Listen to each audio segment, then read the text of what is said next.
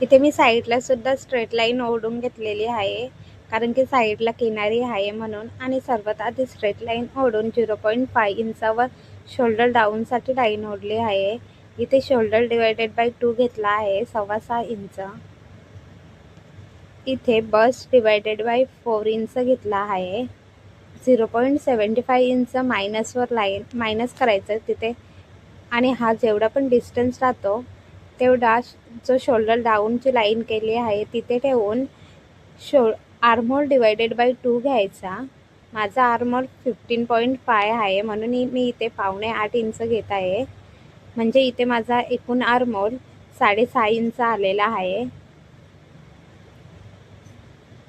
हा मी drafting cutting करत आहे म्हणून सिंगलच घेतला आहे. मेन फॅब्रिक मी फोल्ड करून घेईन. इथे सुद्धा आर्महोलवर सेम मार्किंग करायची. जेवढा शोल्डर घेतला आहे तीच मार्किंग खाली सुद्धा करायची. मिड पॉइंट घ्यायचा.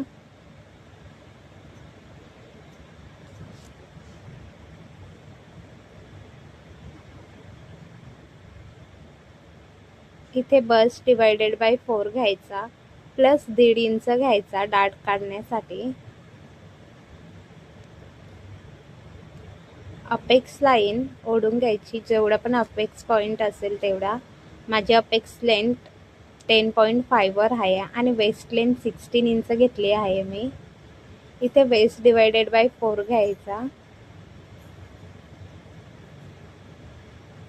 प्लस 2 इंच डाटसाठी घ्यायचा प्लस 0.75 इंच जो पण डाट कट करू तो जॉईनिंग करण्यासाठी घ्यायचा. मी एक्स्ट्राचा मार्जिन वगैरे सर्व यातच घेत आहे.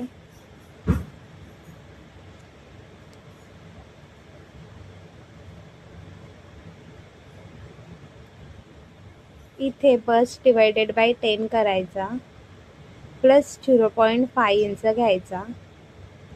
खाली बस्ट डिवायडेड बाय 10 घ्यायचा फक्त, म्हणजे वरती जेवढा घेतलाय त्यातून 0.5 इंच मायनस घ्यायचा. स्ट्रेट लाईन ओढून घ्यायची.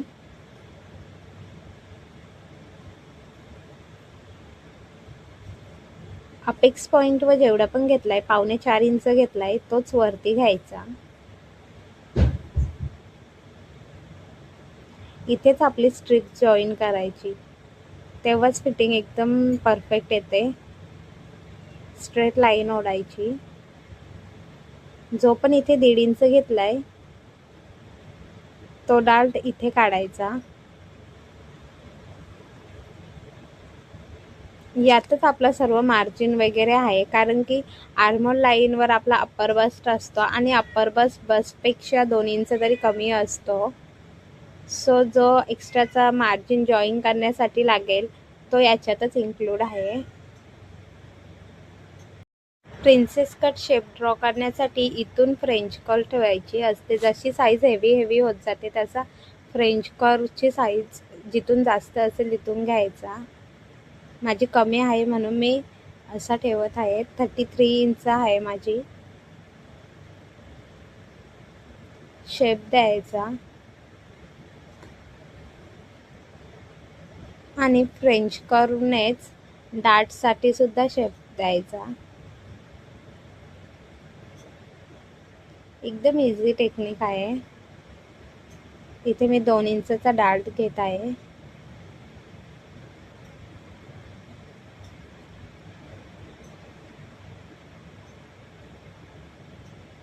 आणि शेप देऊन घेत आहे.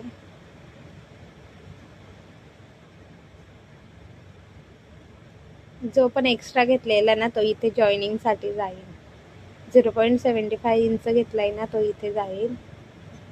1.5 इंच एक्स्ट्रा मार्जिन घेत आहे स्टिचिंगसाठी. नंतर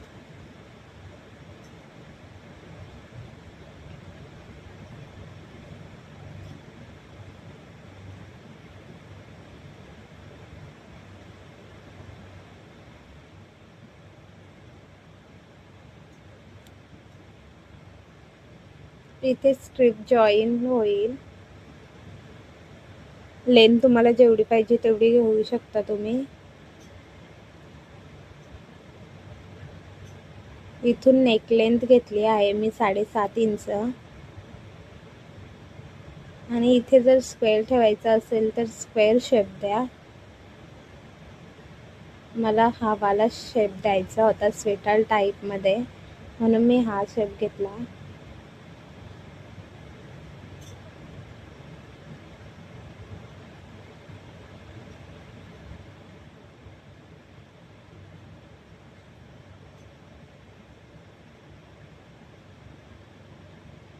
इथून स्ट्रीप जॉईंट होईल. जेवढा पण डिस्टन्स येतोय तो बघायचा किती इंच येत आहे.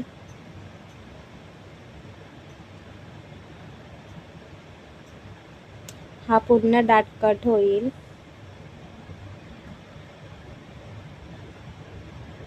इथून आर्महोलचा शेप द्यायचा. इथे फिटिंग लावताना तुमचा अप्पर बस्टच येईल.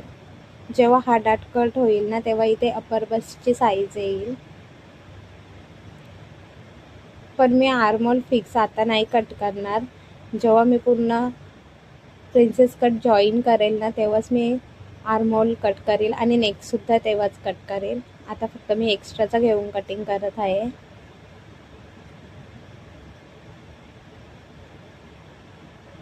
आणि समोरून घेताना मेन फॅब्रिकवर फोल्डेड साईड घ्यायची. इथे मी ड्राफ्टिंग कटिंग केला आहे म्हणून मी इथे सिंगलच घेतला आहे.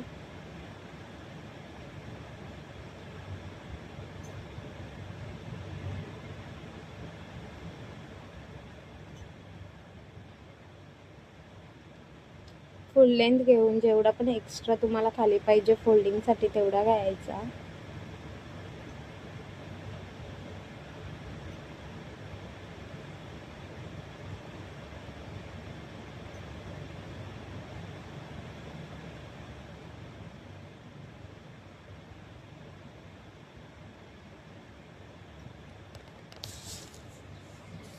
जर तुमचा गला व्यवस्थित बसत नसेल तर नेकला पायपिंगच लावायची. पायपिंगमध्ये गला एकदम व्यवस्थित बसतो. ट्यूब ब्लाऊजमध्ये कोणताही ट्यूब ब्लाऊज किंवा ट्यूब कुर्ती असली ना त्यात पायपिंग बसवायची.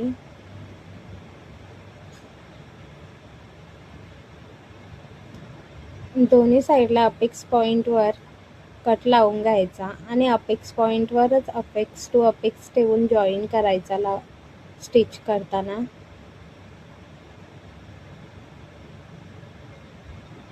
आर्महोल कटिंग करताना इकडचा भाग थोडासा खाली ठेवून कट करायचा. 0.5 इंच खाली ठेवायचा. एकदम परफेक्ट आर्महोल कटिंग होतं.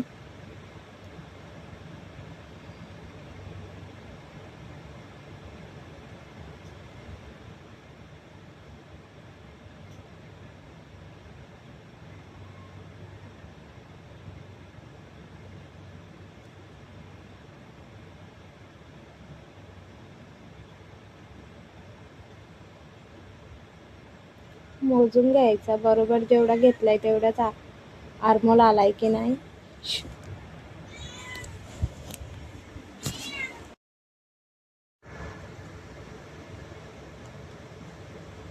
इथे माझं 7.25 इंच येत आहे आणि जरी येत नसला तर तुम्ही स्टिपची लेंथ कमी घ्या. जेवढा पण येईल इथे जॉईन करून तेवढी वरती तुमची स्ट्रिपची लेंथ घ्या. इथे मी 3 किंवा 3.5 इंच घेईन.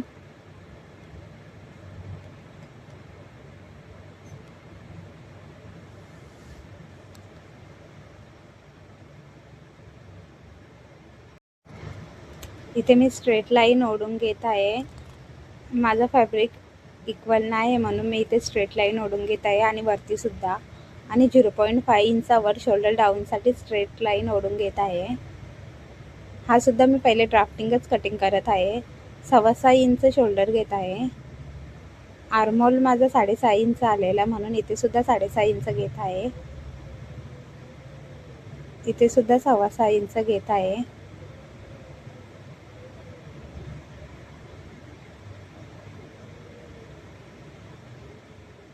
सव्वा 8 इंच घेत आहे. बस डिवायडेड बाय 4च घ्यायचा. इथे सुद्धा 1.5 इंच मार्जिन घ्यायचा. फुल लेंथ घ्यायची.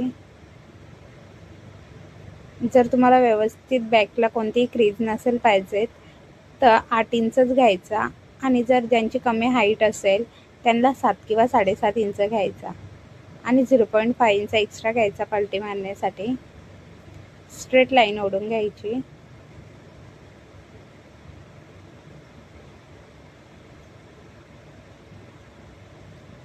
इथे 1/2 इंच हुक आणि आयसाठी घेत आहे. हुक आणि आय रेडीमेड लावली ना एकदम छान लुक येतो.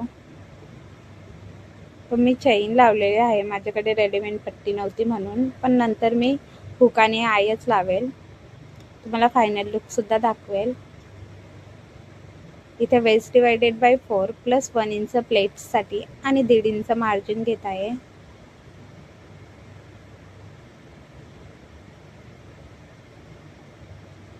इथे मिड पॉइंट घेऊन प्लेट्ससाठी मार्किंग करायची. 1/2 इंच दोन्ही साईडने घ्यायचा. Straight line ओढायची.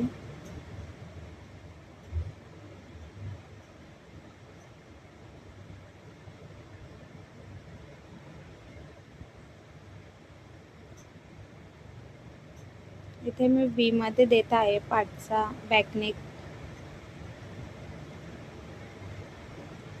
पुढे जेवढा घेतला आहे ना त्याच्यात इथे 0.5 इंच प्लस करायचा. इथे मी 4.25 इंच घेत आहे. इथे स्ट्रिप जॉईन होईल. इथून आर्मोलचा शेप द्यायचा.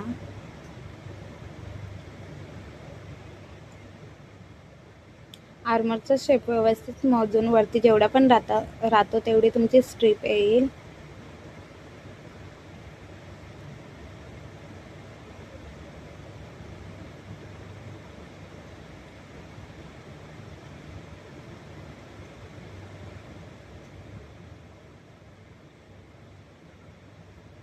नेक मी एक्झॅक्ट कट न करता थोडा वरून करत आहे. जेव्हा मी पूर्ण रेडी करेल तेव्हाच मी नेक कटिंग करेल. तर हा आहे टू ब्लाऊजचा फायनल लुक. मी घालत नाही म्हणून असंच दाखवते. इथे मी कप्स वापरले आहेत राऊंडवाले, तुम्ही इम्पॉर्टंट पॅडसुद्धा वापरू शकतात. आणि इथे 0.5 इंच फक्त मी प्लेट्स टाकलेले आहे, याच्यामुळे लुक अजूनच छान दिसतं. आणि याला मी चिन्नी लायक्रा आणि मेन फ्युजिंग